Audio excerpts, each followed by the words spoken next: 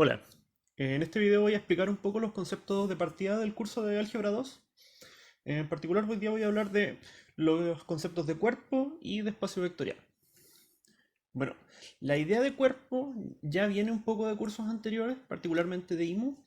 Básicamente, simplemente viendo la definición, un cuerpo es un conjunto que tiene dos operaciones, una que va a ser la suma y la otra que va a ser la multiplicación o ponderación. A priori, como notarán del símbolo que se está utilizando acá, que es la K con doble rayita, similar a la R de los reales o los ceros complejos, esos van a ser los primeros cuerpos y los cuerpos en realidad con los que vamos a trabajar durante este curso. Bueno, sin embargo, no son los únicos cuerpos.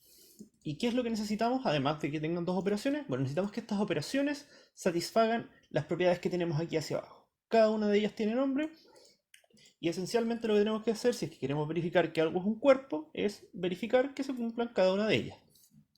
Entonces, como supondrán, en este curso van a tener que aprender un poco a hacer demostraciones. Primero voy a explicar alguna de ellas. Por ejemplo, la asociatividad. ¿Qué nos dice la asociatividad? Nos dice que para todos X, Y y Z en el conjunto que nosotros queremos que sea un cuerpo, se debe cumplir que si sumo primero Y y Z y después sumo X, obtengo lo mismo que si sumo primero X con Y y después sumo Z. O sea, básicamente que no importa el orden en que sume tres términos. La segunda propiedad, la conmutatividad, nos dice que para cualquier par de elementos X y Y en ese conjunto que nosotros queremos en un cuerpo, se debe cumplir que puedo sumar en el orden que yo quiera. Puedo sumar X con Y o Y con X y me debería dar lo mismo. Como digo, estas son propiedades que nosotros ya conocemos, que son bastante obvias en los números reales, y que para los números reales o números complejos no vamos a necesitar demostrar, porque ya las conocemos. Pero la gracia de esto es obtener, en cierta forma, similitudes entre distintos cuerpos. Entonces después tenemos la idea, la existencia de un neutro para la suma. Aquí darse cuenta de que este cero está en negrita, porque dependiendo de cómo definamos el cuerpo, podría ser que el cero o el neutro para la suma no fuese el cero, el número cero, podría ser otra cosa. Pero igual lo vamos a denotar con un cero, aunque en negrita. Insisto, en este curso los cuerpos que más nos interesan son los números reales y los números complejos, por lo tanto ahí el cero es el mismo cero. Bueno, de ahí nos siguen otras como la existencia del inverso para la suma. Aquí también quiero mencionar algo. Es, por supuesto, para este curso muy importante que ustedes deben poder saber leer expresiones matemáticas de este tipo, que esto es materia de IMO. ¿Qué significa que aquí tenga primero el para todo y después el existe? Porque arriba teníamos existe y después para todo. Esas son cosas de IMO, de lógica, de cuantificadores lógicos que ustedes deben poder manejar en este curso. Bueno, ¿cuál es el inverso para la suma? Es aquel que si tengo un x, para ese x va a existir un y, o sea, tomo un x y para ese x puedo encontrar el y, tal que si lo sumo me dan el neutro de la suma. Ya sabemos, en los números reales simplemente sería x y el otro sería menos x. Para cada número puedo encontrar su negativo, por supuesto. Sí. Después puedo hacer la asociatividad, conmutatividad y neutro para la multiplicación o ponderación. Y también tenemos el inverso para el producto con la salvedad de que aquí no podemos encontrar un inverso de la multiplicación cuando tengamos el cero.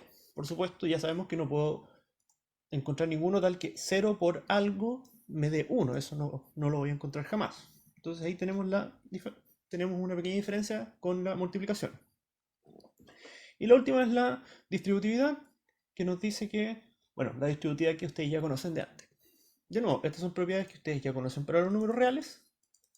Y un cuerpo, entonces, entendiendo esto, es algún conjunto que tiene operaciones de suma y multiplicación, que pueden ser otras cosas, puede ser algo que no es lo esperado, pero que satisface estas ecuaciones. O sea, de cierta forma se comporta parecido a los números reales o a los números complejos.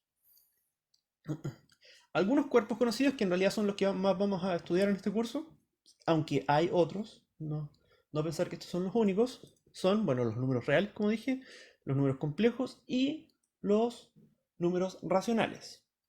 Estos ya son un poco más interesantes. Alguien podría también decir, bueno, si están los racionales, tal vez podrían también estar los irracionales, pero eso no es así. Para empezar, porque en los irracionales no tenemos el neutro. Pero también es fácil darse cuenta de que yo puedo tener, por ejemplo, 1 más raíz de 2, menos raíz de 2, ¿y qué ocurre? Que ahí estoy sumando dos elementos irracionales, pero el resultado no es irracional. Eso de ahí, ojalá lo escriban y se den cuenta de por qué. Porque si se dan cuenta aquí tenemos una operación que nos va a tomar dos elementos del conjunto que es el cuerpo y nos devuelve uno del cuerpo. El codominio es el cuerpo, así que si sumo dos elementos, tienen que darme otro elemento del mismo cuerpo, del mismo conjunto. Aquí de nuevo, definiciones de IMO. Esta de aquí debería ser dominio, codominio. Bueno, ¿y cuál es la gracia de trabajar con los cuerpos o de tener esta definición de cuerpo? Bueno, una de las principales es el hecho de que todos los cuerpos, solo porque satisfacen estas 9 propiedades de acá, directamente, sin saber absolutamente nada más de ellos, podrían ni siquiera ser números, podría ser cualquier cosa. Si satisfacen esas 9 propiedades, ya satisfacen estas 8 propiedades que tenemos acá. Entonces, estas son propiedades que son verdaderas para cualquier cuerpo. Entonces, no tengo que demostrarlas individualmente para los reales, después volver a demostrarlas para los complejos, después demostrarlas de nuevo para los racionales, porque solo por hecho de ser cuerpos ya las satisfacen. Entonces, estas 8 son consecuencia de las 9 anteriores. Bueno, y como dije antes, en este curso va a ser muy importante aprender un poco a hacer demostraciones. Entonces, primero, vamos a ver cómo se demuestra que el inverso, en este caso vamos a pensar en inverso aditivo, es único.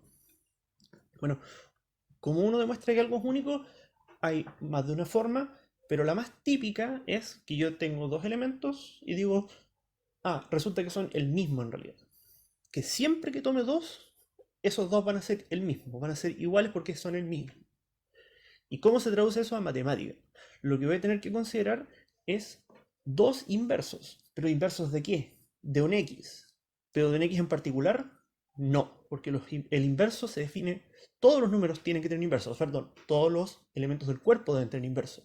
Entonces voy a tener, tomo un elemento arbitrario del cuerpo y a ese voy a decir que tiene dos inversos. Podrían ser iguales y eso es lo que yo quiero obtener. Entonces, este es arbitrario y estos son inversos que también son arbitrarios, pero arbitrarios para ese x. Bueno, ¿qué significa que sean inversos? Significa que x más u es igual al nulo y x más b también es igual al nulo. ¿Y qué es lo que yo quería obtener? Quiero obtener que sean iguales, porque si son iguales en realidad son el mismo. Entonces siempre que tome dos, en realidad resulta que es uno solo, y entonces hay solamente uno. ¿Cómo demuestro eso? Bueno, aquí tenemos que empezar a trabajar un poco con las ecuaciones. Esta demostración tiene un pequeño truco que está al principio. Lo que voy a decir es que u, que era uno de estos inversos que teníamos, es igual a 0 más u, porque esa es la definición del neutro aditivo, que si lo sumo con cualquier cosa, me da lo mismo. O sea, u es igual a 0 más u.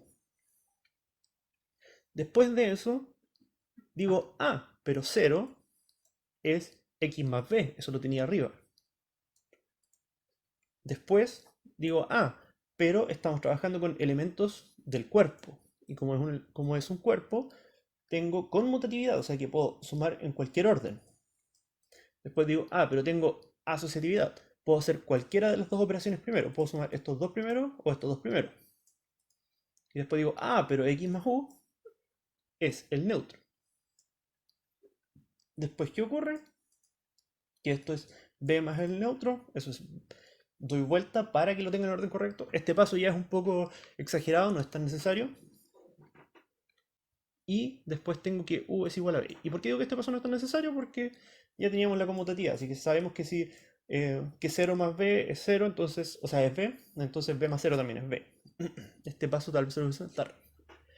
Aquí, entonces, ahora demostré que esto es válido para cualquier cuerpo, porque cualquier cuerpo va a cumplir todas estas propiedades de acá.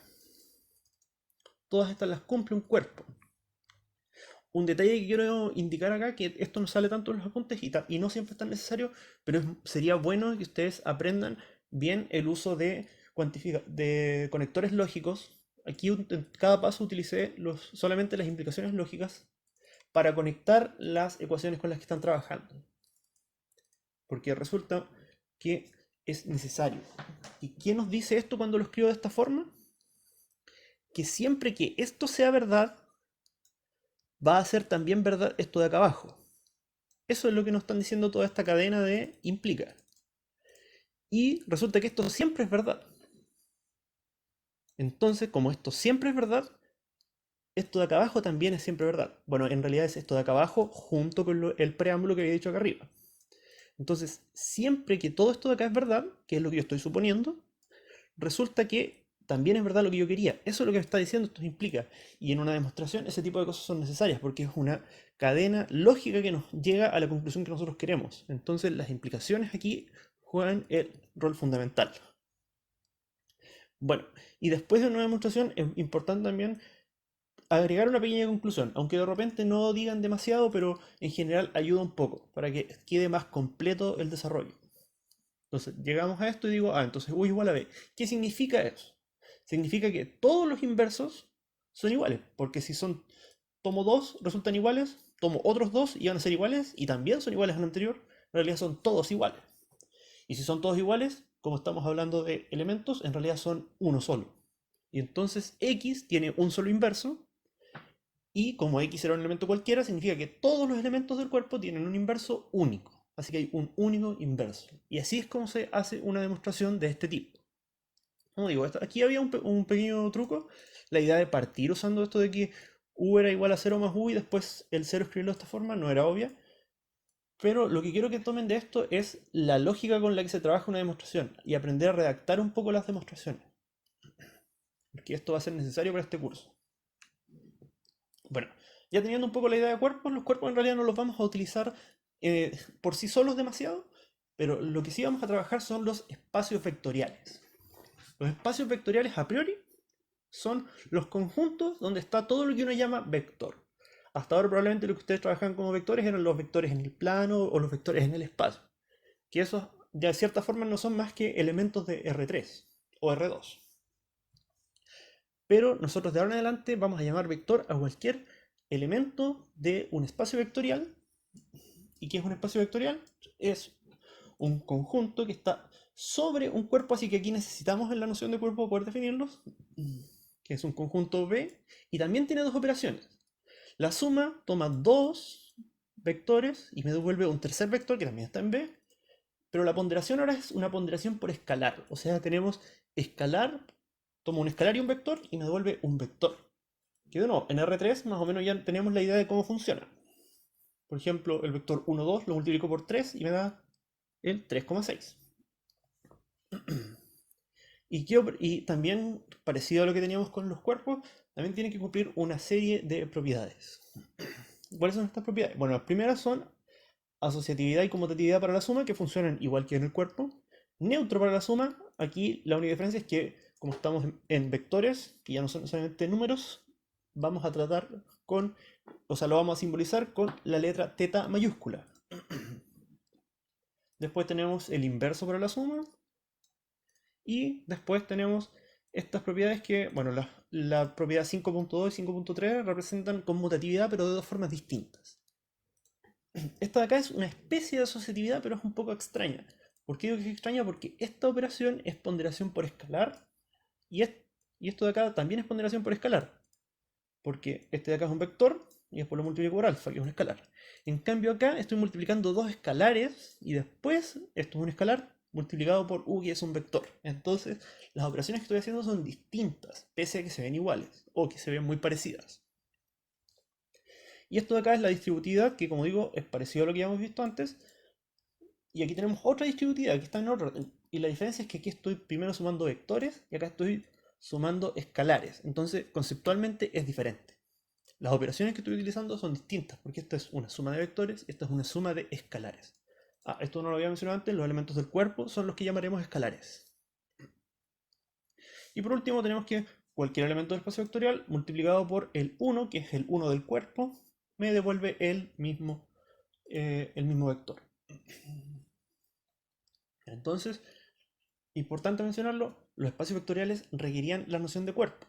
Y como dije al principio, parten de la idea de vector y los vectores que nosotros ya conocíamos o que ya conocían de antes son los vectores de R3 o R2. Sin embargo, hay muchos más. Primero que todo, el primer espacio vectorial, que ustedes pueden ir verificando las propiedades, o sea, los axiomas con los que se definen, es K a la N. Ya sabemos que en este curso K va a ser principalmente R o N, pero también podría ser otra cosa. Entonces, Rn o C a la N, o incluso Q a la N, es un espacio vectorial. Pero con cuidado, que aquí la notación con la que lo hacemos dice K con la suma y el producto. ¿Ya? No es un conjunto de por sí solo, no es un espacio vectorial, es un conjunto con sus operaciones. Y lo mismo para el cuerpo. Y además uno debería indicar, es esto con la suma y el producto sobre el cuerpo K. Esa es la forma en que se dice, porque estamos trabajando con esos escalares, los elementos de K. Pero aquí ya aparecen ejemplos un poco más extraños. Por ejemplo, las matrices de M por N, con la ponderación por escalar. ¿Y por qué es más extraño? Entonces, en este curso nosotros vamos a decir que una matriz es en efecto un vector. Un vector del espacio vectorial de matrices, del orden que corresponda. Si bien esto ya es un poco más extraño, todavía si lo vemos en términos de operaciones o en términos conceptuales, tampoco es tan distinto, porque un vector es simplemente un arreglo de números y una matriz también es un arreglo de números, pero como si cada vector, o ponemos varios vectores en fila y los ponemos hacia el lado, o sea, perdón, en columna, y entonces obtenemos una matriz. Entonces, igual son más o menos parecidos. Pero también nos aparecen cosas más extrañas. Esto sí ya es difícil de ver la comparación. Los polinomios son también un espacio vectorial. Los polinomios, con la suma de funciones o suma de polinomios y el producto por escalar, son también un espacio vectorial. Entonces, ahora sí tenemos algo que es bastante distinto a lo anterior. Esto sí ya no se parece a lo que nosotros conocíamos, o sea, conocemos las operaciones de suma y ponderación por escalar de los polinomios, pero lo que no, pero ahora estamos diciendo que de alguna forma funcionan parecido a R a la n, por ejemplo. Otro conjunto que todavía es más extraño es el de todas las funciones. Todas las funciones que toman un elemento de un conjunto X y nos devuelven un escalar son también un espacio vectorial. Ya. Pero como digo, todos estos entonces de alguna forma se comportan similar a Rn. Pero no malinterpretar, no es como que, no es como que los polinomios se parezcan a los vectores de Rn, sino que con sus operaciones funcionan parecidos. Las operaciones son las que hacen que tengan alguna similitud. Bueno, vamos a ver algunas de las propiedades, algunas bastante sencillas, y las vamos a demostrar para los polinomios de grado menor o igual a n. O sea que esos también son un espacio vectorial. Porque aquí eran todos los polinomios, ahora son los polinomios de grado menor o igual a n, que es el conjunto que uno denota de esta forma. Y sus coeficientes del polinomio están en k. Bueno, para que sea un espacio vectorial, como insistí varias veces, necesitamos que tenga las operaciones. Entonces, ¿cómo definimos eso? Bueno, si tengo un polinomio que sea de grado menor o igual a n, significa que lo puedo escribir de esta forma. Con los A0, A1, A2 y así hasta AN, todos elementos de K. Eso es lo que dice esta notación. Entonces, esto de aquí es un polinomio de grado menor o igual a n. ¿Cuándo sería menor a n? Cuando el AN sea 0. Pero puede ser 0, puede no ser 0. A priori no lo sé. Y eso lo voy a escribir en forma de sumatoria porque reduce la escritura. Y lo mismo con un Q que va a tener índices B0, B1, B2 y así hasta Bn. ¿Y cómo voy a definir la suma? Bueno, es la suma de funciones que siempre hemos utilizado. La gracia es que por el hecho de que uno puede factorizar por los x, queda muy resumida en esta fórmula de acá. Simplemente tengo que sumar cada uno de los términos que acompaña a los x. El que acompaña a x, el que acompaña a x cuadrado, el que acompaña a x a la n. Y así. ¿Y cómo es la ponderación por escalar? Bueno, ya saben, multiplico cada uno de los términos por alfa, un escalar, y me queda esta expresión de acá, simplemente. Ya, entonces vamos a demostrar algunas de las propiedades para que ustedes, de nuevo, practiquemos un poco la forma de hacer una demostración en este curso. Bueno, ¿qué es lo que vamos a hacer? Vamos a considerar dos polinomios de grado menor o igual a n y también vamos a considerar dos escalares, dos elementos del cuerpo. ¿Qué es lo que tenemos? O sea, vamos a verificar que se cumpla la conmutatividad. ¿Qué significaría eso? Que pueda sumarlos en cualquier orden, o sea, u más b o b más u. Como son polinomios, estoy usando p y q, entonces lo que quiero obtener es que p más q sea igual a q más p. De nuevo, estos son elementos arbitrarios, porque cualquier elemento de Pn se puede escribir de esta forma, o de esta forma. Entonces, ¿qué es lo que voy a hacer? Bueno, primero lo sumo y escribo la definición de la suma. Después de eso digo, pero estos de acá son elementos de un cuerpo. Y como es un cuerpo, puedo sumarlos en cualquier orden, porque el cuerpo es conmutativo. Entonces, como es conmutativo, puedo escribir bi más ai. Y eso es justamente la definición de la suma, pero ahora al revés. Miramos la definición y nos dice, ya, los índices con a del primer polinomio van primero y los índices del segundo polinomio van segundo. Así que me aparece q porque ese es el que tiene los índices b y p después porque es el que tiene los índices a. Y entonces, ¿qué nos dice? Que p más q es igual a q más p. Y de nuevo, son polinomios arbitrarios, en realidad polinomios de grado menor o igual a n arbitrarios, y por lo tanto se va a cumplir para todos, y eso es que hay conmutatividad. Veamos que hay un neutro para la suma. ¿Cómo verifico eso? Bueno, como es el neutro para la suma, si vemos la propiedad, ¿cómo está escrita? Nos dice que existe un neutro tal que para todo u. O sea, ¿cómo estoy seguro de que existe algo? Lo más fácil es mostrarlo, decir este es. ¿Y cuál va a ser el neutro? Bueno, bastante obvio que vamos a utilizar simplemente el polinomio que es de puros ceros. O sea que es 0 por x elevado a 0, 0 por x, 0 por x al cuadrado y así. Entonces son puros ceros. Es simplemente la función nula. ¿Y qué ocurre si le sumo a esta función cualquier polinomio p? Y este es el mismo polinomio que yo definí anteriormente, que es arbitrario. Bueno, la definición me dice que voy a tener que sumar los índices a índices. ¿Cuáles son los índices de teta? Son 0. Y los del otro son de AI. Ya, pero 0 más AI es 0 porque 0 es el nulo, o sea, el neutro aditivo del cuerpo K. Así es como lo elegí. Entonces me queda solamente este término y esto es justamente, aquí solamente debería ser P de X, no debería aparecer Q. Esa es la definición. Entonces, 0, o sea, teta de X más P de X es igual a P de X. Aquí, insisto, Q de X me quedó sobrando. De nuevo, agregamos una conclusión al final que nos dice los polinomios son arbitrarios, como P es arbitrario, entonces se va a cumplir para todos. Entonces, con este teta funciona para todos los P y por lo tanto es el neutro aditivo. Y así es como uno hace una demostración de este tipo de propiedades. Como ven, las demostraciones son súper sencillas. Estoy utilizando las cosas que yo conozco. ¿Y qué es lo que yo conozco? Bueno, esta es la definición de la suma. Esto es el neutro aditivo. Y después de nuevo la definición de la suma. Son demostraciones muy sencillas. Pero es importante que aprendan a escribirlas de forma ordenada, a escribirlas bien. Bueno, y entonces así es como uno hace así es como hago las demostraciones.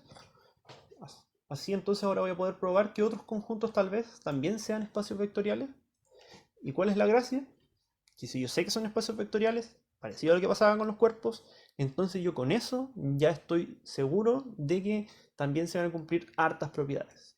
Entonces, todas estas propiedades que tenemos acá se cumplen para todo alfa y beta escalares del cuerpo que sea, pero el cuerpo que sea para que el espacio sea espacio vectorial, y para dos vectores cualquiera se van a cumplir todas estas propiedades. O sea que el cero del cuerpo por un vector siempre me da el nulo del espacio vectorial, que cualquier escalar por el nulo me da el nulo, que si un vector por escalar me da el nulo, al menos uno de estos, o el vector o el escalar son cero, o sea, son o el cero o el nulo en realidad. Aquí estoy usando el menos b, me estoy refiriendo por supuesto al inverso aditivo de u, y después le saco el inverso aditivo de nuevo, me quedo con u, de nuevo. Estas cosas son bastante obvias en los números reales, y en realidad para todos los ejemplos que vi, pero podrían aparecer otros espacios vectoriales, y también se cumpliría esto. Que si multiplico el inverso aditivo de un escalar por u, es lo mismo que hacer el producto por escalar y después sacar inverso aditivo. Que si tengo un escalar que es distinto del nulo y alfa puro es igual a alfa por b, entonces u y b tienen que ser iguales. Y por último, que si tengo un vector que no es el nulo y alfa puro es igual a alfa por b, entonces ambos son iguales. Entonces, todas estas propiedades son válidas para las matrices, para las matrices de m por n, son válidas para los polinomios de grado menor o igual a n, para los polinomios en general, son válidas para las funciones que tomen eh, vectores de algún x y me devuelvan escalares. También son válidas, por supuesto, para Rn, para C a la n, incluso para Q a la n. Entonces, todas estas propiedades no necesito, son propiedades válidas solo verificando que sea un espacio vectorial. O sea, verifico los axiomas anteriores y estas son consecuencias de ellos. No tengo que verificarlos de nuevo para matrices, de nuevo para polinomios, sino que ya estoy listo con haberlo verificado solo verificando los axiomas de espacio vectorial. Y esa es una de las primeras ventajas que vamos a tener de trabajar con esta nueva definición de espacio vectorial. Bueno, en la siguiente ocasión vamos a hablar de los subespacios vectoriales, pero eso ya quedará para la siguiente. Muchas gracias por su tiempo.